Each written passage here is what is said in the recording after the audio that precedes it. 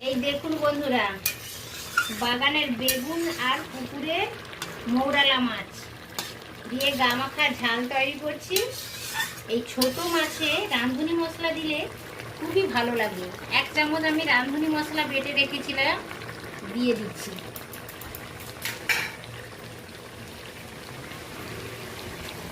রাঁধুনি মশলা এক করে খাবেন বন্ধুরা, খুবই ভালো লাগে। বিশেষত এই ছোট মাছে একবার হলেও রাঁধুনি মশলা দিয়ে খাবেন, ভীষণ ভালো লাগে। এই তরকারিটা দিয়ে সব ভাত খাওয়া হয়ে যাবে।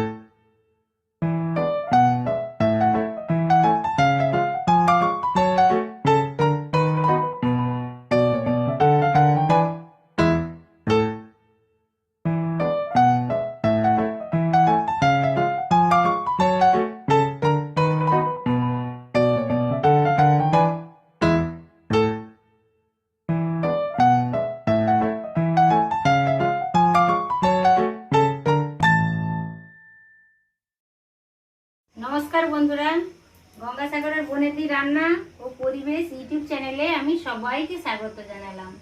আমার পুরনো বন্ধুদের ধন্যবাদ জানালাম, নতুন বন্ধুদের স্বাগত জানালাম। বন্ধুরা, এই রেমাল ঝড়ে নিশ্চয়ই সকলে ভালোই আছেন। আমি তো সুস্থ আছি মোটামুটি, তাই আমি ভিডিও করতে বসে গেছি। আজ দেখুন আমি একটা মাছ হাজির করেছি, বড় সাইজের মোল্লা মাছ। এই দেখুন বড় সাইজের ডিমওয়ালা মোল্লা মাছ আমাদের পুকুরে উজান দিয়ে ধরা হয়েছে। এরই সাথে দুই একটা ছোট কুচে বাটাও রয়েছে। তো বন্ধুরা, এই মাছেরই আজ আমি একটা রেসিপি করব আর সেটা সবার সাথে শেয়ার করব। এই দেখুন আমি বাগান থেকে অল্প বেগুন তুলে এনেছি।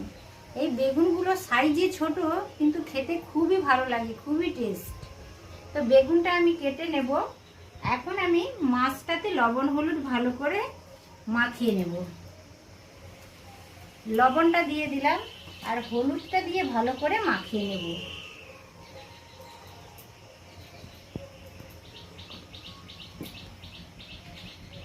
এই ছোট মাছ তো স্বাস্থ্যের পক্ষে ভীষণ ভালো, আপনারা সকলেই জানেন।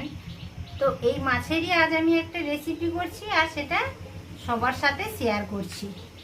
হাতের কাছে পেলে বা যাদের বাড়িতে পুকুর আছে অবশ্য এই সিজনে ডিমওয়ালা মোল্লা মাছ ধরে কিংবা কিনে খাবেন, খেতে খুবই ভালো লাগে এবং সেটা স্বাস্থ্যের পক্ষেও ভালো। আজ আমি বেগুন দিয়ে রাঁধুনি মশলা বাটা দিয়ে এই মোল্লা মাছের ঝাল তরকারি করব।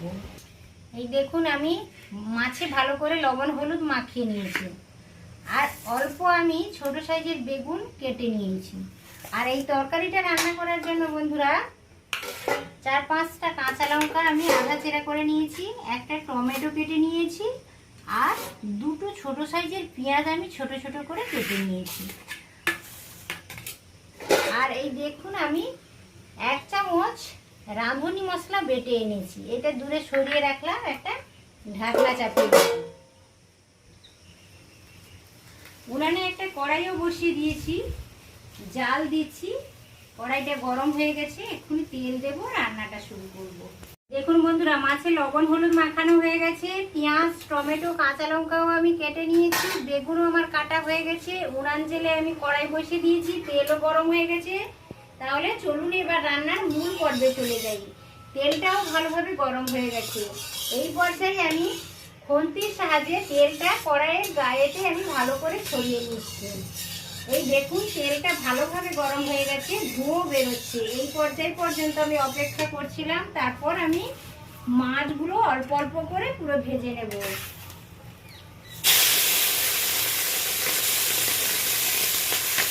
কখনো কড়াইতে বেশি পরিমাণে মাছ একসাথে ভাজতে নেই, তাহলে মাছগুলো ভাজা ভালো হয় না। অল্প অল্প পরিমাণ মাছ নিয়ে যদি ভাজা হয় তাহলে মাছটা ভাজা ভালো হয় আর সেটা খেতেও খুবই সুস্বাদু লাগে। এই দেখুন কিছুটা পরিমাণ মাছ আমি ভেজে নিয়েছি, আবার সেকেন্ড মাছ আমি কড়াইতে তুলে দিয়েছি ভাজার জন্য। তো এইভাবে আমি পুরো মাছটাই ভেজে নেব। লালচে করে বেশ ভালোই করে আমি মোল্লা মাছগুলোকে ভেজে নিয়েছি। দেখুন মাছগুলো ভালোভাবে আমি লালচে করে ভেজে নিয়েছি। এইবার আমি কড়াইতে অল্প তেল দিয়ে দিয়েছি, বেগুনগুলো হালকাভাবে একটু ফ্রাই করে নেব।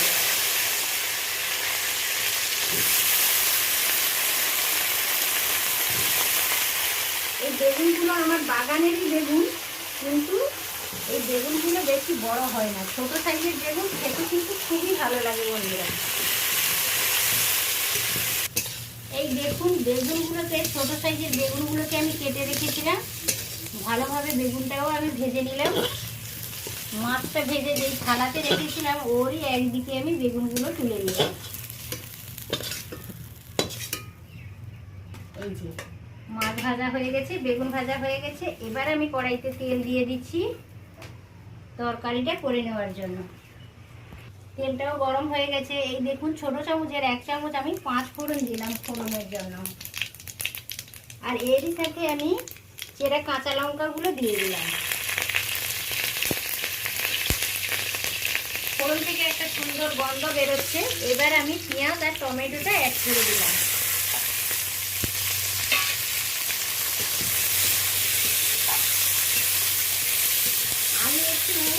অল্প তেলেই রান্না করছি বন্ধুরা। আপনারা চাইলে আরও একটু তেল ব্যবহার করতে পারেন, কারণ তেল তো শরীরের পক্ষে ভীষণ ক্ষতিকারক। ওই জন্য আমি একটু কম তেলেই রান্না করলাম।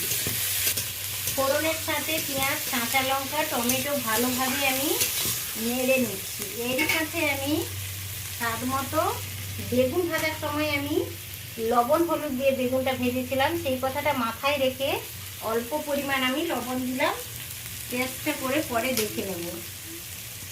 আর অল্প হলুদ দিয়ে দিলাম, দিয়ে এটা ভালোভাবে আমি 2-4 বার নেড়ে নেব। টমেটো পেঁয়াজটা নরম হয়ে ভাজা ভাজা হওয়া পর্যন্ত আমি এইভাবে 2-4 বার নেড়ে নেব হালকা হাতে। এই দেখুন পেঁয়াজ টমেটো বেশ ভাজা ভাজা হয়ে গেছে, টমেটোটা একেবারে গলে গেছে, বেশ লালচে কালার চলে এসেছে, কাঁচা গন্ধ পেঁয়াজের চলে গেছে। এই পর্যায়ে আমি অল্প জল দিয়ে দেবো। অল্প জল দেওয়ার পরে কিছু গুঁড়ো মশলা আমি অ্যাড করব।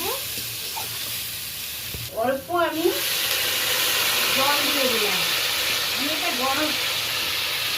গরম জলই দিলাম।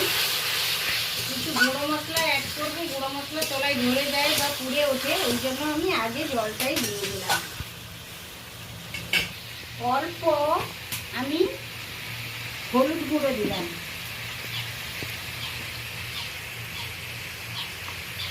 আধা চামচ আমি জিরে গুঁড়ো দিলাম,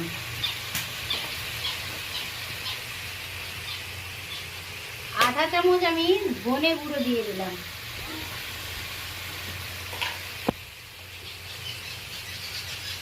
1/4 চামচ আমি কাশ্মীরি লাল লঙ্কার গুঁড়ো দিলাম। আর ঝাল করার জন্য আমি আধা চামচ প্লেন লাল লঙ্কার গুঁড়ো দিলাম, যেটা ঝালের জন্য আমরা ব্যবহার করি। তো ঝালটা আপনাদের নিজেদের পছন্দ মতো। সব মশলাগুলো আমি এইভাবে মিশিয়ে নিচ্ছি।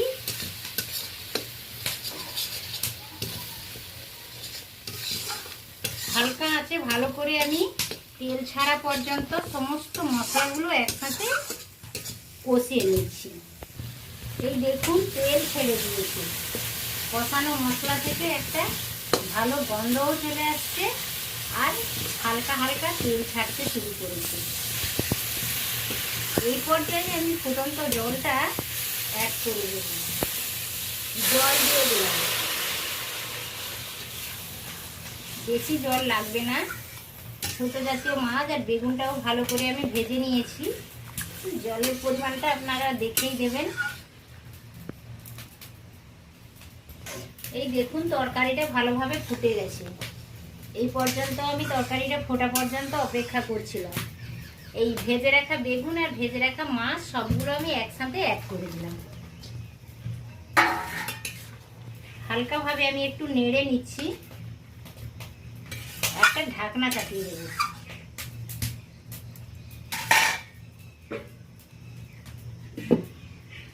দেখুন আমার হাতে 4টা কাঁচা লঙ্কা, তরকারিটা প্রায় কমপ্লিট হয়ে এসেছে। এই পর্যায়ে আমি কাঁচা লঙ্কা 4টা তরকারিতে দিয়ে দিলাম। কাঁচা লঙ্কার ফ্লেভারটা খুবই ভালো আছে, ওই জন্য 4টা কাঁচা লঙ্কা আমি অ্যাড করলাম। আর হালকা হাতে তরকারিটা একবার নেড়ে নিচ্ছি। তরকারিটা একেবারে রেডি হয়ে গেছে, এবার আমি নামিয়ে নেব। তরকারিটা কমপ্লিট হয়ে গেছে।